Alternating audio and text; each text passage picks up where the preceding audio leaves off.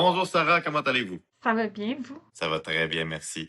Sarah, est-ce que vous pourriez vous présenter ainsi que votre métier, s'il vous plaît? Oui, mon nom c'est Sarah McNeil. Je suis pharmacienne en pharmacie communautaire depuis bientôt 5 ans. Puis je suis également autrice. Je viens de publier un livre qui s'appelle Pathologique aux éditions Poète de Brousse. Euh, c'est une autofiction, donc c'est un livre avec une partie autobiographique qui, euh, qui parle de mon cheminement suite à une tentative de suicide, de mes enjeux de santé mentale, puis du fait comme d'être soignante et soignée à la fois. Puis il y a aussi une partie fictive avec, dans le fond, la pharmacienne, la narratrice, elle développe un lien le soignant-soigné avec un patient qui a des enjeux de consommation. D'où vous est venu le besoin de prendre votre expérience et de transformer ça en création littéraire? Ben, je pense que j'ai longtemps comme vécu ma souffrance tout seul, avec beaucoup de honte, puis dans le secret. Puis comme pharmacienne, je voyais souvent justement des personnes qui souffrent beaucoup, puis qui ont de la honte, puis comme en mettant mon nom sur un livre, puis en partageant cette histoire-là, je pense que je voulais montrer que tout le monde peut vivre la souffrance, qu'il n'y a pas de honte à avoir. Puis aussi, je pense que fondamentalement, j'aimerais ça être plus revendicatrice, mais je suis quand même quelqu'un qui est gêné de m'exprimer. Fait que l'écriture, ça a été mon médium là, pour ça. Je trouve que c'est très courageux, puis c'est aussi très nécessaire parce que vous l'avez dit, il y a de la honte, il y a du tabou, les gens pensent qu'ils sont tout seuls à souffrir, mais c'est pas le cas. Quel genre d'écho vous avez reçu suite à la publication de votre livre? Je vous ai vu dans les médias, là, vous avez quand même eu une belle visibilité. En général, je reçois surtout des messages de gens qui se sentent validés, des professionnels de la santé aussi qui me disent mon Dieu, je pensais que j'étais un peu tout seul à vivre ça, puis je trouve que c'est super tabou. Puis tu sais, il n'y a pas beaucoup de modèles de gens justement qui vont comme utiliser leur nom pour écrire leur histoire comme ça. Fait que c'est super positif à date, ouais. Puis, puis comment ça va? Euh, C'était une question compliquée.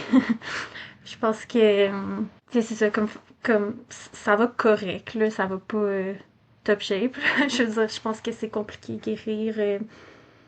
Puis c'est compliqué aussi quand on sait justement théoriquement comment guérir, qu'on connaît les troubles, les maladies, mais qu'on essaye puis on n'est pas capable. Fait que c'est vraiment frustrant, mais ça me force à faire un travail d'empathie justement. Puis ça m'aide à mieux faire mon travail puis à réduire la distance entre moi puis les patients, patientes justement. Ben, parlez-nous justement de votre rôle un peu méconnu, là, l'envers du décor. C'est quoi les principales responsabilités d'une pharmacienne en milieu communautaire? Ben, on est des professionnels de première ligne, quand même très accessibles. Fait que souvent, les patients patientes vont nous consulter pour des problèmes mineurs, des choses qui sont pas nécessairement en lien avec les médicaments. Fait qu'on répond là, à ces demandes-là, puis on essaie d'orienter les gens. Sinon, ben, on est responsable des traitements pharmacologiques en général. On va s'assurer que les médicaments sont adaptés aux patients, sécuritaires. On va vérifier les interactions, donner les conseils sur l'utilisation des médicaments, puis surveiller les effets. Puis on a des nouvelles responsabilités aussi. On peut ajuster la dose des médicaments, vacciner, prescrire là, sous certaines conditions. Fait que c'est pas mal ça. On répond aussi à des demandes là, de d'autres professionnels de la santé. C'est quoi le plus grand défi de votre métier?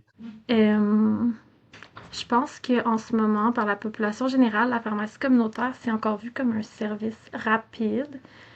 Et les gens viennent puis s'attendent à ce que tout soit fait quand même rapidement. Puis pour moi, c'est ça le plus grand défi, c'est comme de gérer les attentes des gens par rapport à ça parce que on a plein de choses en même temps, puis on aimerait ça aller vite, mais on n'est pas capable. Fait que c'est sûr que moi, j'aimerais ça que ça soit plus vu comme un service euh, qui nécessite du temps, puis des rendez-vous, puis tout ça. Là. Qu'est-ce qui, ben justement, qu'est-ce que vous, avec une baguette magique, vous feriez pour transformer votre métier et votre service pour rendre ça plus en cohérence avec votre vision de ce que devrait être la pharmacie, puis les services que vous donnez? Euh, ben, c'est dur pour moi de répondre comme spécifiquement pour mon métier de pharmacienne parce que je vois les systèmes de santé comme vraiment de façon globale. Pardon. Mais je crois que, bon, si on se concentre sur la pharmacie, j'aimerais ça que ça soit pas privé, que ça soit un service public, là, qu'il n'y ait pas de bannière et tout ça. Puis que ça soit aussi plus doux, plus lent, des lumières tamisées, peut-être un rythme moins intense, des consultations qui se font toujours dans des bureaux. Puis sinon, de façon plus générale, le système de santé, je crois il va quand même mal. Les soignants font vraiment de leur mieux, mais les ressources sont limitées, mal distribuées. Les lois sont pas vraiment en cohérence avec qu'est-ce que les soignantes voudraient offrir. Puis je pense que un peu tout le système est à refaire, puis souvent on voit pas nécessairement les gens dans leur globalité. On soigne comme un organe à la fois.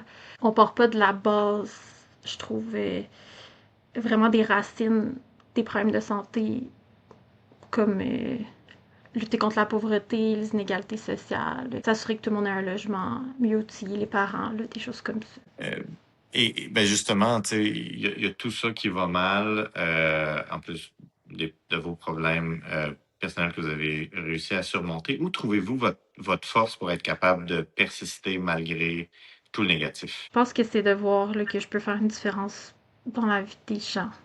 Puis il n'y a pas grand-chose d'autre pour l'instant, là. Est-ce que c'est ça qui vous rend particulièrement fier? Ouais, puis je pense d'avoir mis mon nom sur un livre aussi, là, sans prendre un autre nom, justement, puis d'être comme, hey, ça, c'est mon histoire, c'est moi, c'est de la souffrance, puis ça arrive à tout le monde, il n'y a pas de honte à avoir, comme je disais plus tôt.